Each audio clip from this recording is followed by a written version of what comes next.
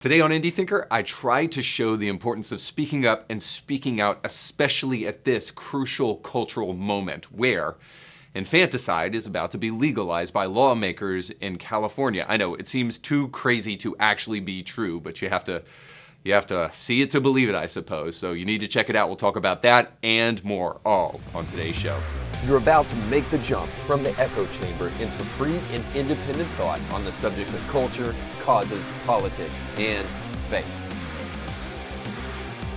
Hey guys, thank you so much for watching, liking, sharing, and subscribing, because as a prophet, I can already tell, I know in the back of my mind that you're going to do that because you understand that sharing is caring, and you also understand that to truly love your neighbor, you need to provide them with resources to great content like this. So if you truly love your neighbor, you will maybe even take screenshots of this show, share it, maybe tell all of your friends how amazing this life-changing experience of a show has been for you. Whatever the case may be, let me not plant any seeds, far be it for me to ever do that, but you just decide for yourself how amazing and awesome this show is, and then share it, like it, and subscribe. But thank you so much, sincerely, for doing that. And then I just want to kind of disclaimer before we jump into what I think is probably one of the most important shows we've done here at Indie Thinker, at least based upon the things we're going to be talking about today. The quick disclaimer is this: the show today is really all going to be about speaking up about things and lifting your voice and the fact that your voice matters.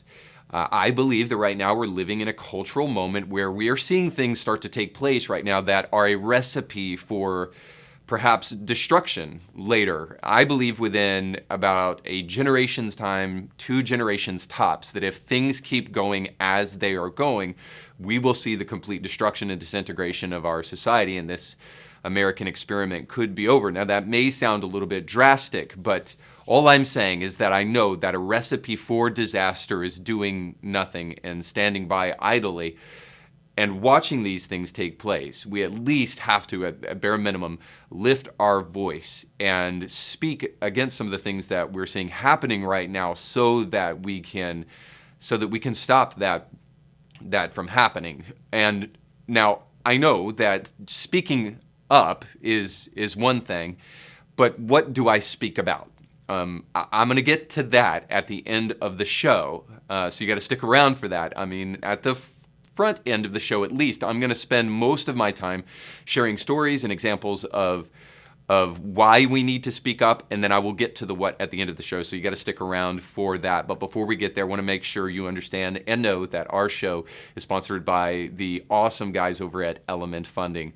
Those people are just about the best people on the planet. I know most of the guys, they're on a personal level, they're growing ever more rapidly, so I don't know them all, but I know many of them, and I'm just going to tell you, when I say there are sharks out there that want to lure you in with a low interest rate, and then they want to boom drop the Joe Biden interest rate on you as soon as you come into the office and show you the truth. When I tell you that there are sharks out there that will do that, and then when I tell you that Element Funding does not do that, I hope you know that I'm being 100% sincere with you, and those are the kind of people that I choose to do business with.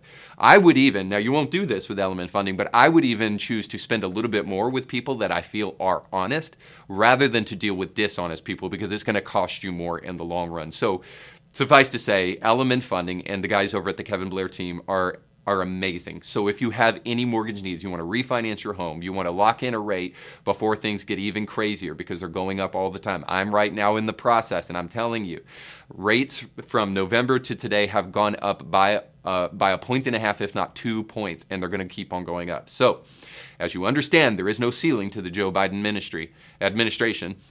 Then you understand it's important for you right now to secure your family's financial future. So go today to kevinblairteam.com for all of your mortgage needs, and they will surely help you, and they'll help you with integrity. And when you do so, make sure you let them know that Indie Thinker sent you. Thomas Paine, you may have heard of him from the House of Pain, just kidding. But Thomas Paine said the long habit of not thinking a thing wrong gives it the superficial appearance of being right. So in other words, what he was saying is not doing something can be just as damaging as doing the wrong thing. But that fear of the social cost and of making a mistake or being misunderstood is very real, and it keeps people silent on issues that really matter. I really think that many people fail to see the value and the power of free speech, and may not until it's taken from them, quite frankly. If not, we people of good conscience would speak up a lot more. But I have hope that we'll remember the word that became flesh and dwelt among us. We'll remember the words nailed to the church in Wittenberg and the words in the Declaration of Independence. We hold these truths. These words and more changed the world as we know it. Yet the often anemic and sanitized way, especially Christians, think on these issues, keep us silent on the issue of speaking out, I mean. And when those who should have the most to say stay silent, it's a recipe for disaster. I don't know if we're just lazy or we believe the extortion of the left and are too scared to pay the price of someone saying anything mean to us, and it keeps us hushed. But we know very well that we're seeing things happen like the transgender movement, especially among young people, and we need to speak up about it. Let me give you some modern examples. Judge Catherine Kimball Mizell, a legend now, who will go down in history because she just ruled that the CDC mask mandate for travelers was actually unconstitutional. So this last vestige of government overreach from the COVID era was just demolished by a judge who ruled that the CDC actually doesn't have any ability whatsoever to institute policies. The government had no intention of rolling that back either, by the way, guys. Any of its draconian policies, they weren't going to overturn those and push those back. You know what did? The court systems and public opinion and public resistance to things that were going on from the White House. So rest assured, if the White House and other politicians had their way, we would be living in a much different world. What about Disney? Disney is now very quiet about what's going on in Florida because they have started to see backlash for the kind of activism they practiced against our kids. They started biting the hand that feeds them, and now they're a little bit more quiet than they used to be. So their stock is tanking, and DeSantis right now is considering changing policies that have given Disney property loopholes that shouldn't really apply to anybody in the country. So the left is already freaking out and crying about how dangerous it is for governments to strike back on a company who's practicing the First Amendment, whatever. I mean, come on. How about this? The government should not give any loopholes that enriches a corporation if that organization wishes to subvert the political process in a state and local government. How about that? Just a suggestion. But both of those examples are just simple reminders that we can and should speak up and make a difference. But yet somehow in the back of my mind, I still hear people that I know, the play it safe conservatives, say, oh, well, we don't want to alienate people. You know, middle ground is the best way to win people. We need to thoughtfully choose that middle ground. But simply put, middle ground very often is for people who are too afraid to pick a side. This is where Christians are misguided or worse. Some choose to say we're only supposed to bring positivity and light wherever we go. I mean, it is the slogan for every Christian radio station in the country. We're positive and encouraging radio. I just heard it enough to make you want to be like, what does that even mean? The big problem with that is that it often focuses on how others feel about a message. God, and that's everywhere, man. We weren't called, by the way, as Christians, to make sure people really, really like the truth. We're not God's PR men prettying up his word so that others will be tricked into liking it with slick packaging. The kind of Christianity that says, make sure others feel good about what you have to say, leaves people rarely struck by the weight of the message. I mean, we might as well add another adjective to that slogan. We can be positive and encouraging and ineffective. And by the way, I've heard it before. Look at all the people that go to these watered down, positive, and encouraging churches. Bro, the most liked picture of all time on Instagram. So if we're going to talk about like, hey, people are coming, they must be coming for something. The most liked picture on Instagram of all time outside of Kylie Jenner's butt is a picture of an egg. So no, crowds do not mean that the truth is being spoken. Now, it doesn't necessarily mean that it's not, but all I'm saying is, sure, be positive, be encouraging, but be real. If you can no longer stand up for the murder of the unborn, protect a generation from the predations of the transgender movement, or silence the lies who wish to use the race card, in other words, who who wish to blackmail people with white guilt, you may find that also you're just pacifying people until they die. But here I am again, convincing a group of people that I really love and care about that we must wage war with bad ideas by absolutely demolishing them. Our own Bible tells us to do that. But also, too, if you're just a person of good conscience and not a Christian, you should know better. I know this is probably a crazy example, but Trump, his thin skin was the best and worst asset that man had. His thin skin showed us something, that bullies can be pushed back if we push back. It showed the world that all it takes is a small breath of wind to blow over the house of lies, especially that the left is standing on. Now, I realize it made him petty and self-serving, but it was also important to see a man that pushed back. The kind of disturbance he made in this system will be felt in some ways good and in some ways bad, to be sure. But it undeniably made a difference, right? We can say that. And speaking up about what you believe may seem insignificant, but all it takes is a small rudder to steer a ship. And your tongue is just the right tool for that job. So the long pause of the church and from people of moral fortitude has been enough to let a world slip into utter madness. And it's doing so before our face at rapid pace, right into the hands of a vocal minority. Now, religious ideas and values have totally lost their significance for a large portion of the American public. And I happen to think unless we restore that, we'll continue to see erosion until our American experiment is gone. And you don't have to agree with me totally, but you do have to acknowledge the steep decline of the West. And there's only one person to blame for that, and it isn't the aforementioned vocal minority. They didn't have the cultural power to change that. I blame the majority, because they could have had the loudest voice. They could have done something. So the only question I have now is, are you ready yet to stop the madness? If so, isn't it time you risked taking a position on important things that you know deep down you really believe but you're afraid to say? Evangelicals for Biden, you mad yet that you sold out your principles for the sake of making yourself feel virtuous for not voting Republican on this ticket? Man, I truly hope so, because compassion without confronting evil is mere cowardice.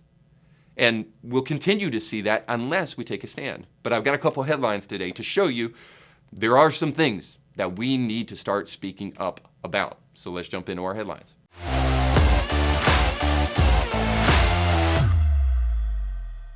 So a new law is set to go into motion in California if nothing else changes. And as I told you at the beginning of the show, a little disclaimer. You're not going to believe what I'm telling you right now because it is so audacious and so insane. You're going to think I'm exaggerating for the purposes of clicks or promoting an episode or whatever. And oh, that were so. Oh, that were true, that I was just merely selling out to try to promote a platform rather than telling you exactly what is going on right now in California. So, unfortunately, there's a new bill that allows you to kill your baby up to a month past its birth being considered right now in California. So I'm going to show you an opposition paper, to be sure, very, very left-leaning, the Sacramento Bee, and what they have to say about this thing so that you can know beyond a shadow of a doubt, this isn't me telling you this. This is the actual people promoting this nonsense telling you this. So here's that article. Assembly bill, otherwise known as AB 2223, authored by Assemblywoman Buffy Wicks of Oakland, aims to shield women and other birthing people. Don't you love that, other birthing people? What are you even talking about? From criminal and civil liability in the event of a miscarriage, self-induced, or criminal abortion or infant death due to pregnancy-related issues. We'll get back to that in a moment. And it goes on to say this, quote, on Tuesday, hundreds of protesters are expected to turn up at the Capitol to protest the bill, including the congregations of several California churches. So by the way, it better be more than several California churches. It should be every single Christian church in California showing up on the steps of the Capitol as this bill is being considered. However, I happen to think that it's probably going to be far less than that.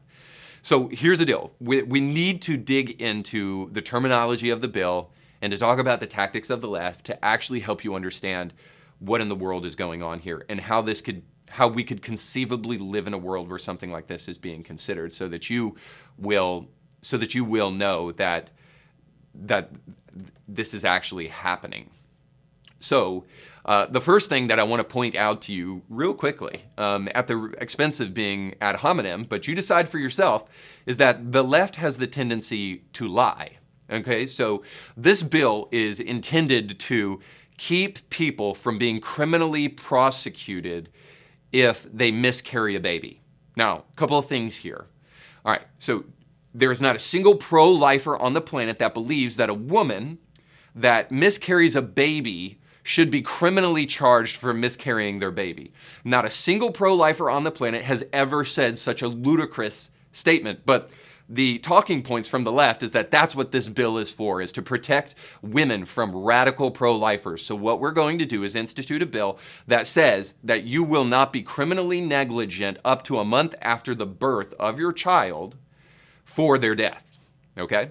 So we're to believe that right now, good women around the world, around the U.S., specifically, and specifically in California, are right now volunteering at their church, giving most of their money away to charity, and then also serving at Goodwill, just to put in that kind of secular charity piece to it too. Doing everything they can with all of their free time to raise their kids, educate their kids in a healthy and respectable manner, and giving away to charity, and doing all of these wonderful, beautiful things, and then they just so happen to miscarry their baby, and pro-lifers want to throw them in jail, which is total nonsense. So of course, this bill is already misleading people with lies, because there is no such thing that exists. There's no such thing that exists even in American jurisprudence. It is impossible to prosecute a woman for miscarrying a baby. It doesn't exist. So what is this bill really all about? Well, I lead you to a person named in the article in the Sacramento Bee that is kind of the test case for why this bill is even being promoted in the first place. And this is a woman named Adora Perez. And again, if you go down to our sources, you can see this full story, and you'll see Adora Perez named in the article. So unlike the scenario that I just painted for you, Adora Perez wasn't volunteering at church, giving her money away to charity, and helping raise her children in a healthy and functional manner. In fact, Adora is a third-generation meth head. Adora has had 9 children, all of which who have been taken away from her from the state. Her most recent child, the child in question, was stillborn. And then officers arrested her and sent her to jail for this. Why did they send her to jail for this? Not because the baby was stillborn, but because the baby had OD'd on meth, and that's why it died. And so Adora Perez was criminally charged with the death of her child. Now, to suggest anything other than that this is absolutely a case that deserves criminal prosecution it's not only is it obvious, it's kind of like, why would you believe anything other than that? It's hard for me to believe that even the most liberal people, now leftists for sure because they don't believe in actually rational truth, but even the most liberal people would disagree with the fact that Adora Perez deserves to go to jail, because of course she does. So we're not actually talking about people who just accidentally miscarry babies. We're talking about people who are criminally negligent in the death of their babies. But of course, this bill is being proposed because it's seen as an injustice that Adora Perez had to go to jail for the death of her child. And so, of course, this opens up the floodgates for an incredible amount of issues, not the least of which is exactly where do we draw the line in this whole criminal negligence. So I want to bring you to the next piece of this puzzle, which is that the left intentionally obscures language. They intentionally are overbroad so that they can get away with lying about things. Before I show you the actual language of the bill, I want to show you something in the article real quick so that you can understand what I'm talking about, because the article right there, not written from a sympathetic perspective, gives us exactly the kind of thing that I'm talking about. So check this out. So, and I quote, critics have focused on the term perinatal death. The perinatal period is defined by the California Welfare and Institutions Code as being the period from the establishment of pregnancy to 1 month following delivery. So the baby's 1 month old out of the womb. In response to those concerns, Assemblywoman Wicks agreed to amend the bill to specify that it only applies to perinatal deaths stemming from pregnancy-related causes. So in response to some of the kickback to this bill as it was originally proposed, the congresswoman had to change and get more specific in the bill to just say, hey, you can't kill your baby for any reason a month into them being born. You can't just do that. And so she had to whittle down and be more specific and just say pregnancy-related causes, right? So it's pregnancy-related causes that if your baby dies because of those things, you can't be criminally prosecuted for that. Now, let me just step aside for just a moment and just say something that I think is important to note throughout everything that we're talking about today, is that this bill is absolutely horrific. And I'll continue to show you just why here in just a moment.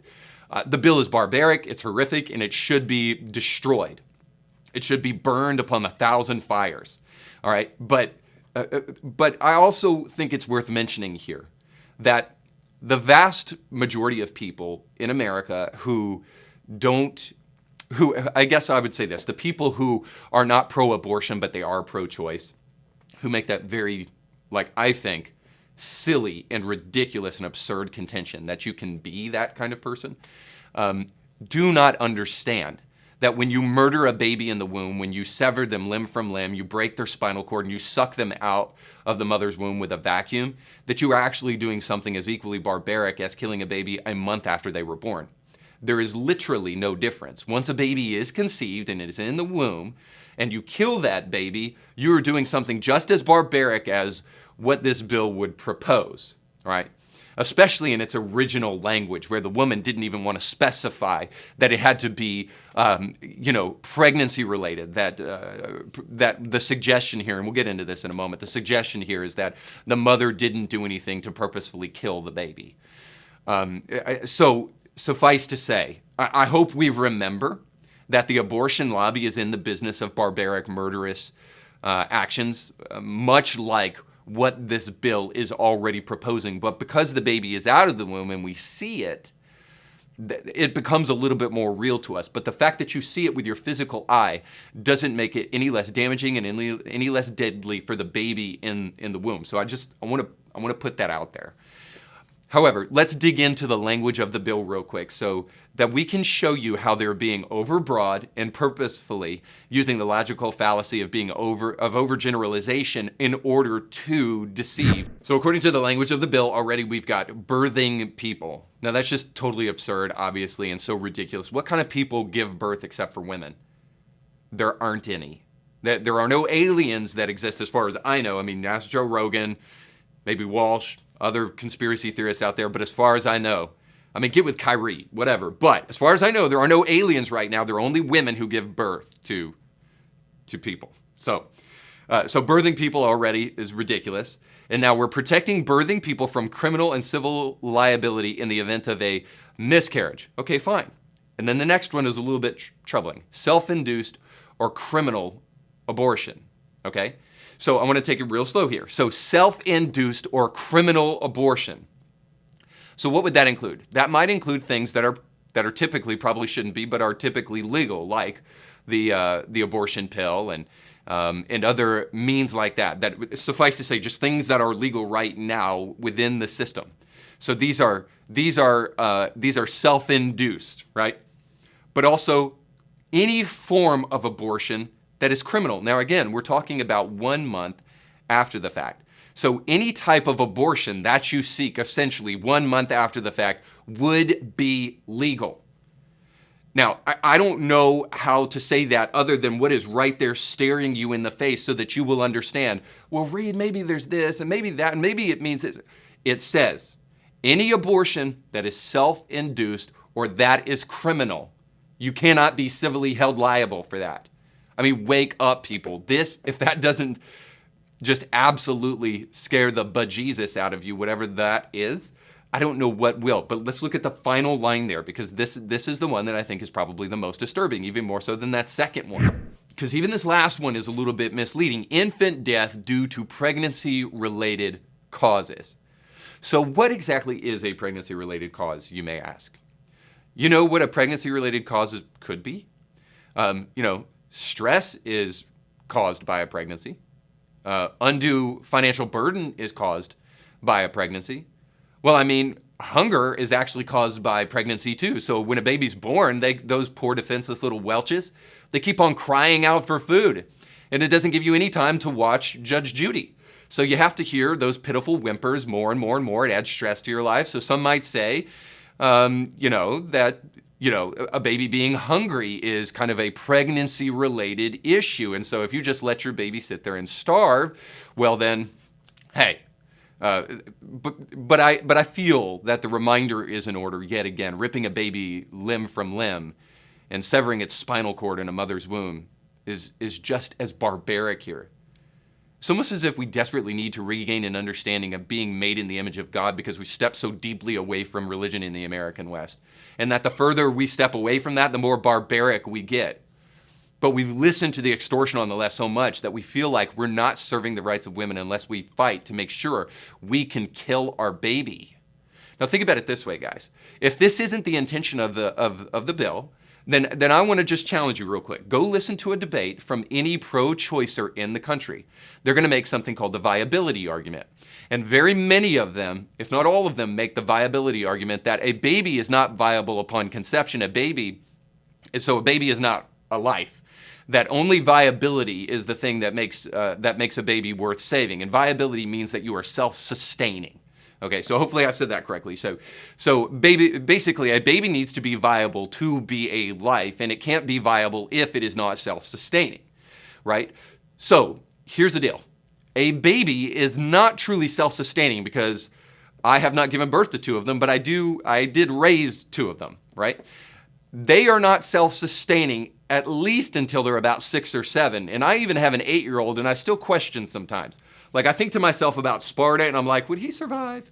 Because, they used to send out their kids out into the wilderness with just like a bow and arrow and said, come back in 30 days, and if you're still alive, cool. You get to be a Spartan man. And I look at my 8-year-old right now, and I'm thinking to myself, I'm not so sure. If they don't have Doritos and Captain Underpants, I don't know that he'd make it.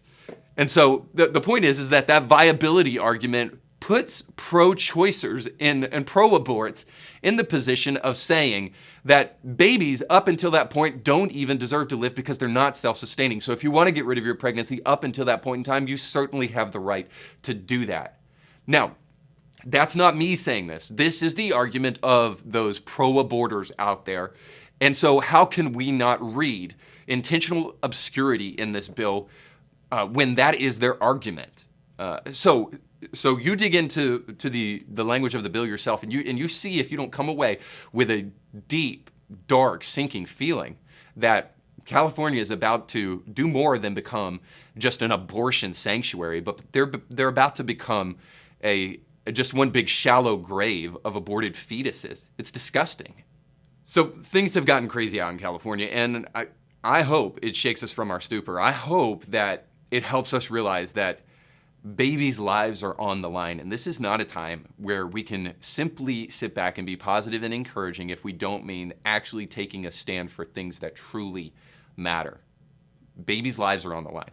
Real lives are on the line, so we need to speak up, which brings us to our next headline, which is, as we continue to kind of look at the transgender movement as it goes along, it becomes important for me to just say one very important thing to all of the people who are watching this today, is that I think I'm prepared to come to the place, I am prepared to come to the place right now where I say, if you're not willing to speak out against the transgender movement, then you are anti-child and you are anti-family, that you don't care about the structure of the American family, and that you don't care about the well-being of children if you are not actively speaking out against what's happening in the trans community, because it's absolutely horrific. So I want to show you an article by Susie Weiss at the Substack for Barry Weiss, Common Sense, which, by the way, is a fantastic read. You should subscribe to it, as long as you have already done your due diligence and subscribed to this channel, but you should subscribe to Barry Weiss's Substack. It's absolutely fantastic. And so Susie Weiss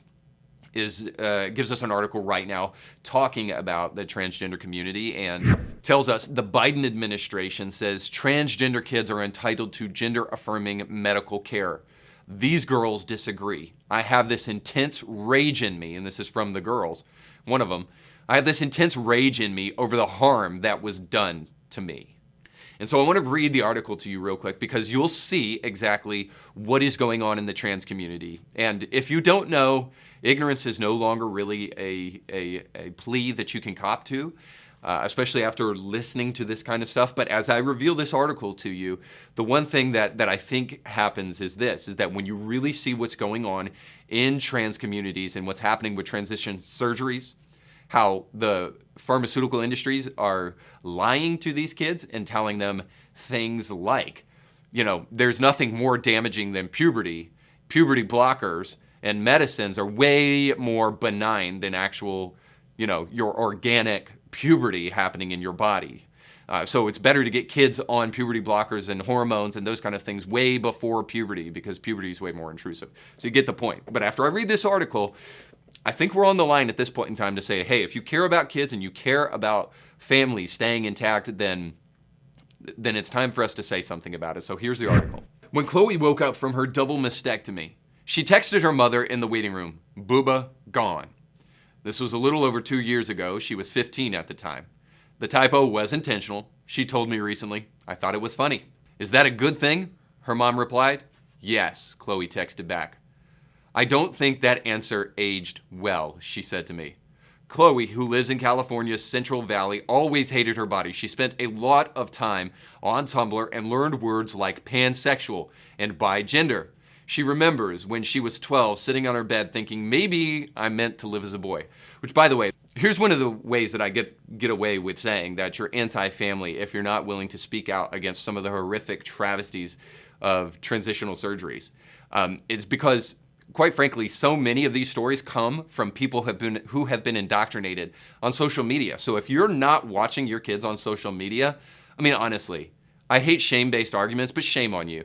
Your kids should not be at any point in time, at least until they're maybe 55 or so, be on social media without the help of a parent. Obviously an exaggeration, kind of. All right, let's keep on reading in the article, but hopefully you get the point. Don't let your kids get indoctrinated on social media. It will absolutely destroy them. So Chloe in our story was the participant of what the White House calls gender-affirming care, which of course is a lie for absolutely experimental, devastating, irreversible damage to the human body by full body plastic surgery. So it goes on to say, but Chloe went to a therapist, then a gender specialist, then a surgeon who she had 2 consultations with. She also went to a class put on by her healthcare provider in a building in Oakland with other kids and their parents about top surgery. It was about things like incision and how to change bandages. So Chloe, a few months after she had her breast removed, she was in class and the teacher started talking about the psychologist Harry Harlow and his experiment with rhesus monkeys. The experiment showed that the bond between the mother and child was much more critical to the development of the child's brain than had been known. It occurred to me that I'd never been able to breastfeed my baby, she said. She was 16. She liked boys, but didn't feel that she'd ever been taken seriously. She was 5'3", a trans boy. In the summer of 2020, she started to have regrets. I badly wanted to go out shirtless and feel that freedom, she said, but she was confined to her bed healing. Her nipple grafts and the scars were UV sensitive. She began feeling jealous of the girls she saw online. I missed being pretty, she said. In May of 2021, she stopped the testosterone. Detransitioning senior year was tough. She was dressing like a girl again, but still had rough features and a deep voice from all the testosterone. I got looks from people and other students would talk smack behind my back, Chloe said. Her friends abandoned her. Another friend told her, the gay side of my school hated me because she detransitioned. Recently, she met someone, a boy from 2 towns over, through a family friend. I genuinely think he was a gift to me from God, she said. She wished she still had her breast. I was looking for a niche to fit and a sense of fulfillment, says Chloe. And boy, this is where it gets heartbreaking, guys. Now, I don't really believe in gender identity at all. I mean, how many times do we have to experiment on kids before we understand that the soul itch that they're feeling down deep inside of them is never going to be scratched because they undergo a surgeon's knife? I mean, it's just absolutely insane. So we need to help kids understand what is entailed in this movement. We need to help them understand that suicide rate isn't actually going to go down after transition surgery. We need to help them understand that this idea, this duality of who you feel like and who you are is something that is similar to all of us, but going the extra step of actually mutilating your body to try to repair that duality is not going to fix the issue. Now, perhaps actually what may fix the issue is a restoration of trust in God, in faith, in something bigger than ourselves, so that we'll quit hacking away at ourselves thinking that we can actually solve the problem.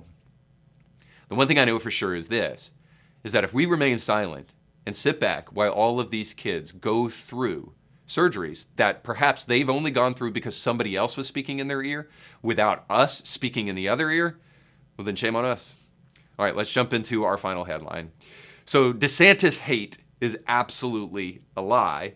And so the reason I want to bring this up is because Ron DeSantis is most likely the 2024 candidate, and my vote if he jumps into the arena. As I thought about the prospect of him doing that, my mind began to wander into the deep recesses of the leftist brain, and what I saw there was enough to make any man weep. But it also made me realize a very obvious reality that I know I'm a little bit dense, but it had escaped me. Maybe only in passing I thought about it before, but it hit me full force the other day. The left knows Ron DeSantis would absolutely destroy Joe Biden, like Luke Skywalker, threading the needle on the Death Star. It would be so beautiful. It would be like watching LeBron face off with Michael at his best. It would be so epic to watch Gen Zers everywhere just absolutely wet themselves and whine about how bad Michael beat that fool. In any case, it's clear the media hates Ron DeSantis. So why do they hate him? This is the thought that came to me. They want to stop him from destroying Joe Biden. They want to stop him from winning, and they will do nothing. They will spare no expense in doing so. So let me show you a couple of articles here. So this is from The Hill, and I like The Hill mostly, but it says this, quote, Democrats face growing hurdles in bid to oust DeSantis. Now I find that funny. Maybe I'm just ignorant, but I can't remember a single governor requiring the whole Democratic Party to come against him to remove him from Florida. Now, it may be that they're just talking about Florida Democrats, but it's never specified in the article. So it's the Democratic Party is trying to oust DeSantis. It's him against the world, in other words. And you tend to think it's the whole movement because DeSantis has already raised $100 million in his campaign and has flipped Florida. And the representation now is fully Republican, and he's added 100,000 Republicans to the party. And so now Republicans outnumber Democrats in the state. So you got to know he's an absolute threat to the whole of the Democratic Party. So how about this one? Florida's vile groomer law may blow up in DeSantis' face. So wait, hold up just one sec. Did the mask just slip a little bit? It's not the groomer law. Remember, it's the Don't Say Gay bill, right? I mean, okay, you said it, not me, but okay, groomer. Since you open up the can of worms, I'm just going to go ahead and just say, yeah, it's the anti-grooming law. And can an anti-grooming law actually be vile? The answer to that, by the way, is no, just in case you weren't picking it up. How about this one from MSNBC? DeSantis takes his fight with Disney to the next level. So, again, of course, this refers to the special session that's right now going on to review Disney's relationship with Florida and the special breaks they get, including a large portion of 2 Florida counties, and basically the government just delivering those over to Disney carte blanche to do whatever they want. But of course, the story here is Ron DeSantis is striking back at Disney for exercising their right to free speech rather than what's actually happening, which is Disney is trying to immigrate California politics to Florida using the weight of their multi-billion-dollar corporation to subvert the will of democratically elected officials in Florida, which is exactly what they did by looking into legal action to sue Florida for the parental rights and education bill that was signed. So I, for one, am glad DeSantis is taking Disney to task for slapping the hand that feeds it for so many years. So if they take away those tax privileges, if they take away the right to build whatever they want to without having to seek any building permits like everybody else has to do, it serves them right. And then finally, the New Yorker says this, quote, DeSantis warns that math makes children gay, end quote. Now, obviously this is satire, it's from the New Yorker, but it's really stupid satire. And the Babylon Bee, by the way, is way better. But nonetheless, It's an attempt at comedy, but there still seems to be this overt attempt to lie. You know deep down that they actually believe that this removal of math textbooks that just happened in Florida, where they really do believe that they believe it has something to do with being gay. Maybe because there's never been a more coordinated effort between politicians and the media to clown themselves publicly with the attempts to deceive Americans with this supposed don't say, and again quotes, don't say gay bill. But for the record, what actually happened in Florida is that DeSantis got rid of Common Core, and all the textbooks associated with Common Core were removed and replaced with what they call best standards.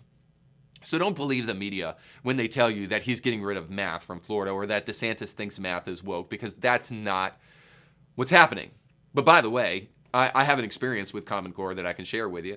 So my kid brought home some Common Core math not too long ago, maybe about a month ago from school. And let's just say Common Core is math like inviting a guest over to your house and then telling them to come through the back window over the kitchen sink to get into the house. Yes, you get to the same place eventually, but you have to go the long way around, and it's totally unnecessary. That's what Common Core math is. So I, for one, am glad that Common Core is being loaded upon a dumpster, lit on fire, and sent directly to the hell that it belongs to. So, but here's the real reason Ron DeSantis is being attacked so rigorously in the media. It isn't because DeSantis is anti-gay, and the media knows that. They really do. It isn't because the parental rights and education bill is anti-gay. The media knows that as well, too. The media, or Democrats in the media, so the media, want to rig an election in favor of the Democrats and have to work hard, so they're already creating hit pieces to smear DeSantis, to keep him away from running, or to smear him when he runs. So once again, it's worth reminding you, there may not have been a widespread voter fraud attempt like Trump professed in 2020, but hopefully we understand by now that there truly is an imbalance in our elections because of the way the media covers things in America. They know DeSantis will mop the floor with Joe Biden's incontinent behind, if even he has the battery power to get his rascal up on the debate stage in 2024. And they're doing the best to stack the deck against DeSantis in the eventual running of DeSantis. But thank God, also literally, thank God for places like the Daily Wire, who read the bill live for the don't say gay thing and quickly pushed back against the media narrative with the parental rights and education thing. Thank God that there are people doing this, because in one poll, Democrats in Florida actually read the bill and 60% of them approved it. That's Democrats, guys. The reason I'm saying this is that the point is that if we don't have people pushing back against these media lies, people will believe this stuff. And the media knows this. For the life of me, I just don't get it. I'm not trying to be rude, but I don't understand how anybody can watch the news media. And I say this very often, sure, fine, throw Fox into the mix, whatever you want, whatever floats your boat. But that's one media organization against all the other 99% of them. Why do you still listen to these people? Thank God for other places that are actually telling the truth. And specifically this, I hope you Christians are listening and are emboldened by the things that I'm talking about today, because you need to know. You can only hide for so long. When your congregation gets wind of the fact that you stand for sex within the confines of marriage and between a man and a woman, and that you refuse to kill innocent babies in the womb, and that the trans movement is a lie from the enemy, what do you think is going to happen to you? Do you think they're going to pat you on the back and throw money in the plate? So yeah, you can continue to lie and grow your church and never disciple your people, or you can tell them the truth and usher in a movement that will cause people to beat the doors down at your church to get in, because they need to hear refreshing ideas that they can't hear in the culture today. So in the words of our very competent president, Christian pastors, Christians, come on, man. All right, that said, let's jump into our final segment, Christianity Not Today.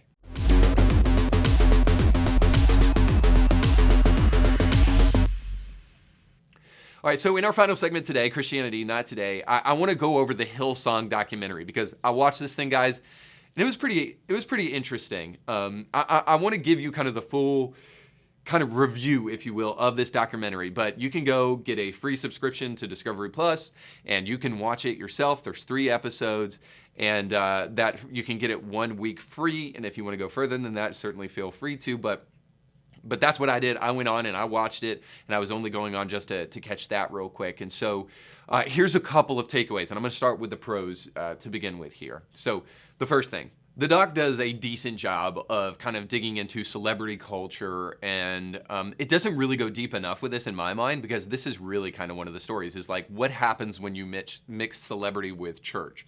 But at least it highlights that so that you can kind of think about that for yourself, because I definitely think that one of the most prickly predicaments of the modern day megachurch movement is the phenomenon of celebrity pastors. And so it does also go into the megachurch movement. So that's another thing that I think is important. So I do believe in evil pastors that are predatory, yes, but more importantly, I believe in weak people. I believe in original sin, that people are wicked, and that people long to do things that are bad from time to time, and that we have the capacity, if nothing else, we have the capacity for sin inside of us. And so the megachurch movement is a big movement with lots of money. And again, I think they could do a better job of digging into this reality, but the reality is that becomes a very troubling and problematic reality when we're talking about keeping our noses clean and trying to make sure that we have good ethics and we don't sell out the goals and the mission and the vision of the church and all of that thing. Because inevitably, undoubtedly, the bigger a church gets, the more cause there is for concern over losing the message and losing the mission and losing scriptural truth. So I think that there's something to be thought about there, and at least the megachurch movement has a little bit of a light shined on it so that we can think about that. Again, they could do a better job there. And then the final thing I'll say about this is that there are real people who were abused by people in the Hillsong movement, and that story needed to be told. So I'm really, really happy that was done. I think this is probably the most important thing, is this was not some big expose that exposed Hillsong and brought people to justice. This is after the fact from those things, but it's good to know that those people can tell their story. So now the cons. So the people interviewed very often in this documentary very often showed personal grievances. And by that I mean they let their biases oversimplify what took place at Hillsong. This is a very important point. I know it's a little bit nuanced perhaps, but it's very important. Since you can't know the sources that you're hearing from in documentaries and check it, you have to use the smell test. So if the reporting may have an overt bias, then you know you won't get the story that you really need to hear. So look beyond statements that you hear in the documentary, like they have one goal, and that's to get as much of your money as they possibly can. Now, is that really true? Is that really true? Like even for Brian Houston, is that really what he was starting a church for, is just so that he could steal all of your money? What I'm trying to paint here is that there was probably other things that were going on other than just the idea that Brian Houston just wanted your money and that's all they were doing. No, you're oversimplifying the story just because you're mad or something like that.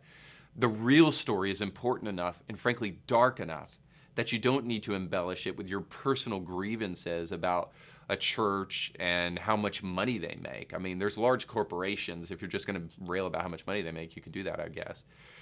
But the second thing is that the lens aspect of the story really kind of shows this, that they really want this to be like a Scientology cult story. But it's really just about a bad pastor who flew too close to the sun. It's about a dude that made it to the top and needed something else to conquer, and a double life was what he turned to. This is a common story among powerful men that find fame and then finally realize it's deeply unfulfilling. Now that's a powerful story to tell. But that's not the story the doc follows. It follows some crazy trails in an attempt to uncover conspiracies that don't exist and to prove some type of manipulation that didn't exist. Even at one point, they call like the church's mandate, Hillsong's mandate, to reach the world for Jesus, some type of globalist agenda to take over the world. That's their suggestion. But it gets worse. There's a personal story that a girl tells about having premarital sex and being a volunteer at the church, and then she meets with Carl really early on in his ministry, and then he gives a biblical stance to the behavior. I mean, the one time he actually does something good, he's accused of cultic behavior, so she's mad about the fact that he rebuked them for that.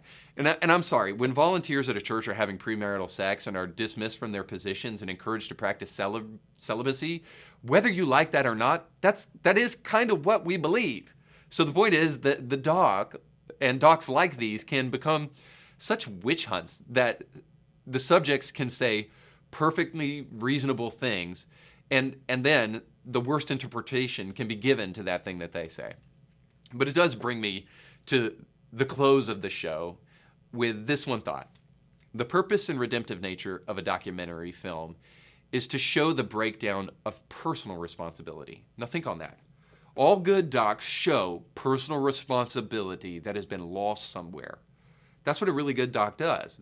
It's not to expose the rich for just because they're rich or to condemn the religious.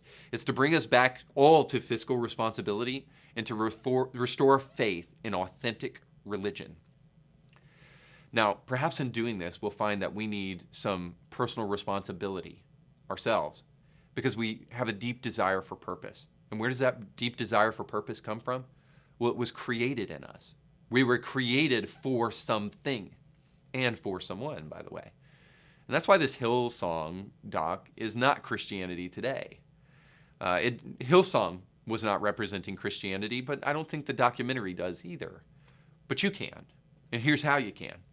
You can speak up on issues that cause people to contemplate their role in society and their personal responsibility on issues that matter. Those are the things that we should speak up on, things that demand personal responsibility. Because, by the way, in so doing, not only are you discussing a universal truth that the whole world needs to realize, but you're also doing one other thing. Maybe you didn't even realize you were doing it. When you issue forth the mandate of personal responsibility on issues, personal responsibility for your finances, personal responsibility for your home, personal responsibility for your nation and the culture, when you issue forth that, what you're actually going to find is that, well, now we're going to have to agree upon a standard, maybe some ethics, some values by which we can say these are things that we need to agree upon if we're going to have a healthy society. And I'm just going to tell you two building blocks.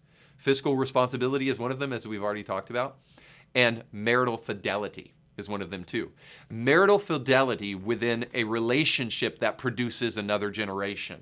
So in other words, a marriage relationship between a man and a woman. Marriage. I hesitate to say traditional marriage because we're just talking about marriage. Real marriage, as it has always been defined, is a building block of society. So what am I trying to say?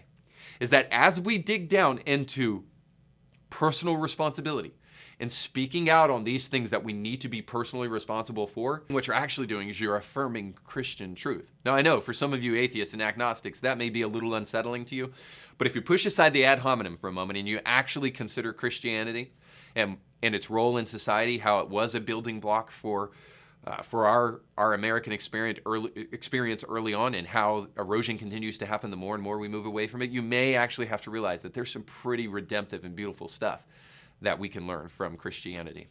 But you don't have to think like me, but you do have to think for yourself. So consider what we talked about today, and then let's talk about it, and let's speak openly about it. Thanks so much for watching. Don't forget to like, share, and subscribe. We'll catch you next time.